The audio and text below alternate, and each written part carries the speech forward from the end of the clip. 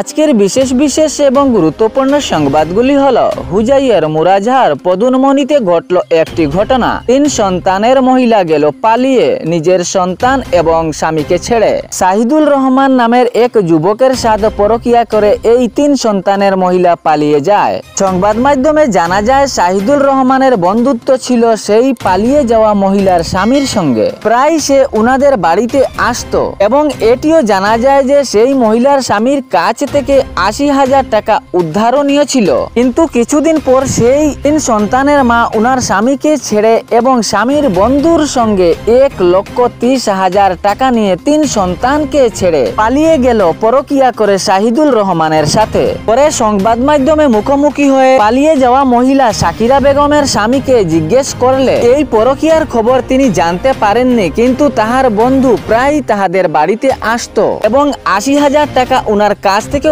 উদ্ধার নিয়েছিল। তিনি বললেন, এটি খুবই আমার ভালো বন্ধু ছিল, কিন্তু আমি ভাবতেও পারলাম না যে আমার স্ত্রীকে নিয়ে সে পালিয়ে যাবে। কচি 3 সন্তান ছেড়ে আমার বন্ধু শাহিদুল রহমানের সাথে পালিয়ে গেল, সঙ্গে 1,30,000 টাকা নিয়ে। তিনি আরো বললেন যে শাকিরা বেগমের সাথে তিনি খুব সুন্দরী পরিবার বা সংসার চালাচ্ছিলেন, কিন্তু এরকম হবে বলে উনার মনে কোনো সন্দেহ জেগেছিল না। এখন তিনি 3 সন্তানকে নিয়ে একসঙ্গে উভয় সংকটে পড়েছেন। 3 সন্তানকে একা ঘরে রেখে তিনি নিজের ডিউটি কিভাবে করবেন? উনার স্ত্রী এভাবে পালিয়ে যাবে পরকীয়া করে উনার মনে কিঞ্চিত মাত্র সন্দেহ আসছিল না।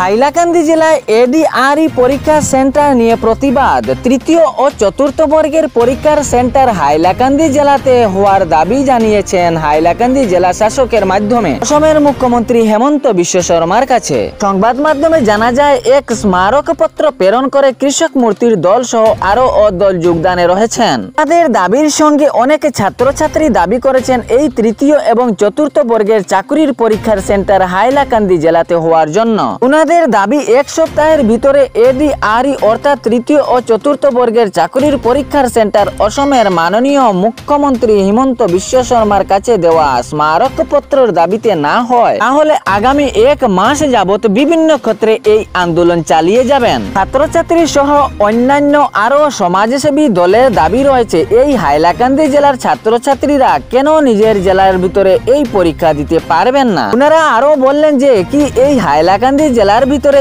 এ ধরনের সুযোগ সুবিধা নেই? যদি থাকে তাহলে কেন 3য় ও 4র্থ বর্গের চাকরির পরীক্ষার সেন্টার এখানে হবে না? তাহারা আরো জানান যে কত দূর দূরান্ত থেকে অন্য জেলায় গিয়ে হাইলাকান্দি জেলার ছাত্রছাত্রীরা এই পরীক্ষা দেন। এতে বহু ছাত্রছাত্রীরা পরীক্ষা দিতেও পারেননি, কারণ অনেক ছাত্রছাত্রীরা রয়েছে যে রাস্তা দিয়ে হয়তো গাড়িও না চলাচল করে, হেঁটে গাড়ির রাস্তা পর্যন্ত এসে অগ্রসর হয়। সময় মতো পরীক্ষা সেন্টারে উপস্থিত হতে পারে না বলে পরীক্ষা মিস হয়ে যায়। এবং সাথে এটিও জানান যে এক জেলার ভিতরে 2 জেলার ছাত্রছাত্রীরা যদি একসঙ্গে উপস্থিত হন তাহলে রাস্তাঘাট সহ গাড়ি ঘোড়ার বহুতই অসুবিধা হয়ে যায়। তাহলে উনাদের দাবি যে মাননীয় মুখ্যমন্ত্রী হেমন্ত বিশ্ব শর্মা হাইলাকান্দি জেলার এই 3য় এবং 4র্থ বর্গের চাকরির পরীক্ষার সেন্টারের দিকে দৃষ্টি আকর্ষণ করবেন।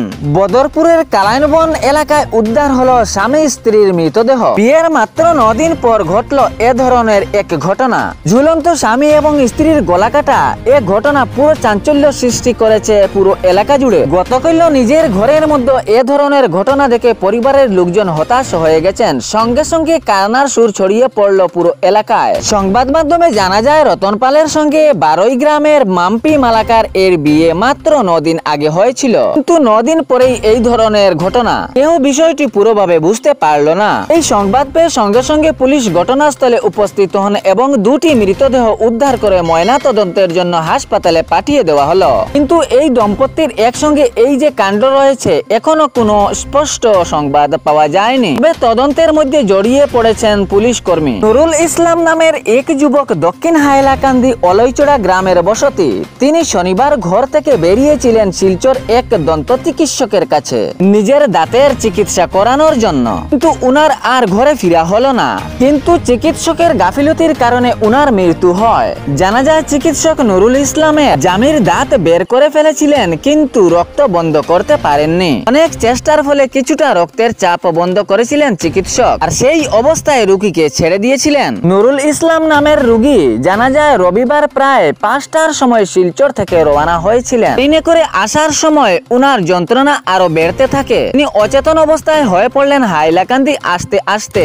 হাইলাকান্দি সিভিল হসপিটালে উনাকে শীঘ্রই নিয়ে যাওয়া হয়, কিন্তু সেখানকার চিকিৎসক উনাকে দেখে শীঘ্রই শিলচর মেডিকেল হাসপাতালে পাঠানোর জন্য দাবি জানান। সঙ্গে সঙ্গে উনাকে শিলচর মেডিকেল কলেজ হাসপাতালে পাঠানো হয়, কিন্তু উনার আর প্রাণ রইল না, তিনি শেষ নিঃশ্বাস ত্যাগ করলেন। দন্ত চিকিৎসকের অবহেলার কারণে এই রোগীটি বেহাল অবস্থা হয়ে মারা গিয়েছেন। তাহলে এরকম সঠিক সংবাদ পাওয়ার জন্য ইউটিউবে দেখলে ভিডিওটি লাইক করে চ্যানেলটি সাবস্ক্রাইব করতে ভুলবেন না, এবং ফেসবুকে দেখলে ফলো করে ভিডিওটি লাইক করবেন। সাথে সাথে শেয়ার করতেও ভুলবেন না, যাতে সঠিক সংবাদগুলো অন্যজনের কাছে পৌঁছায়। খবরটি শেষ পর্যন্ত শোনার জন্য সবাইকে ধন্যবাদ।